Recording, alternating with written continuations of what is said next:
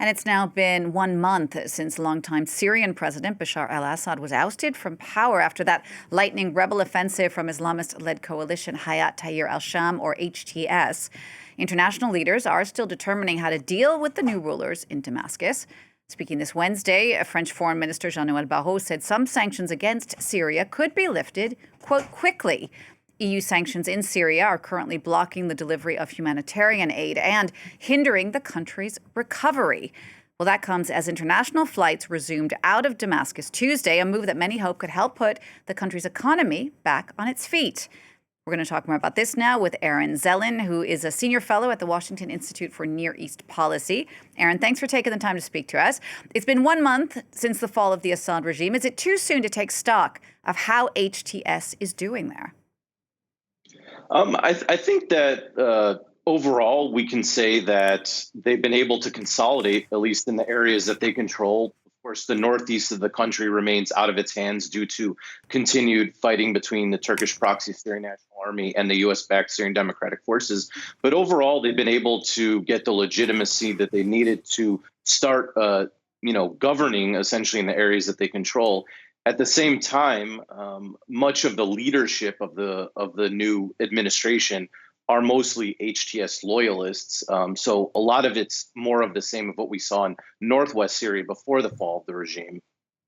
Indeed. So you said the fighting is still going on in parts of Syria through these proxy groups. I mean, tell us a bit more about that and how bad that is.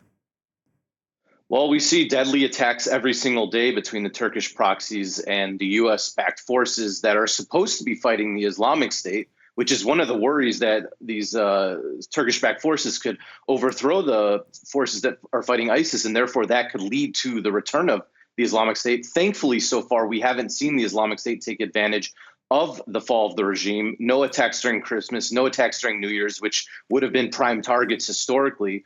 So that's a good thing, but there still are definitely many dire potentialities. You're currently working on your second book, which is on the history of Syrian jihadism. I mean, how do you see this rise to power of HTS fitting into this path that Syria has been on, particularly when it comes to the Islamic State group? I see it as part of this broader process that we've seen going back to the early 1960s when the Baathists and then later the Assads came into power, where you saw a secular state essentially being implemented, and then one that was personified by a core group of Alawites, and therefore you had a core group of Sunni Islamists trying to overthrow what they perceived as irreligious state. And they've finally been able to do this. However, there is a big difference between HTS and ISIS.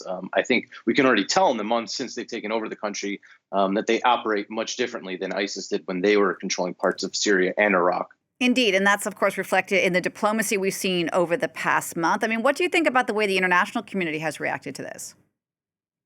I think the international community has understandably wanted to make sure that there is a stable country going forward. It is in the middle of the Arab world, and therefore what happens in Syria does not necessarily stay in Syria, as we've seen over the last decade plus, and it affects the stability of Iraq, Turkey, Lebanon, Jordan, as well as anything related to global security potentially due to the Islamic State. And so I think most countries, especially in the West, as well as Arab countries, are trying to make sure that that happens. And that's why we're already seeing a bunch of humanitarian aid going in.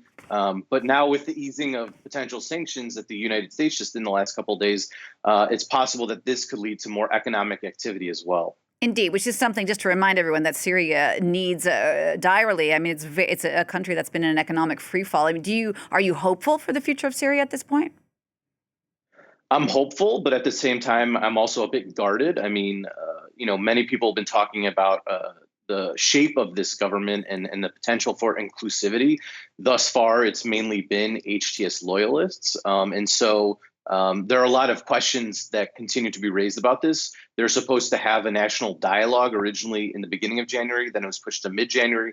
Now there's no specific date. Part of it is a logistical problem since they didn't realize, ruling a whole country is maybe as difficult as it is compared to just a small area of northwest Syria. So there's a lot of questions that remain. Again, it's only been a month. But so far, in terms of a stability standpoint, overall, I think most people are happier that there hasn't been sort of this large scale revenge killings against, say, the Alawites, or an Alawite insurgency against the new government.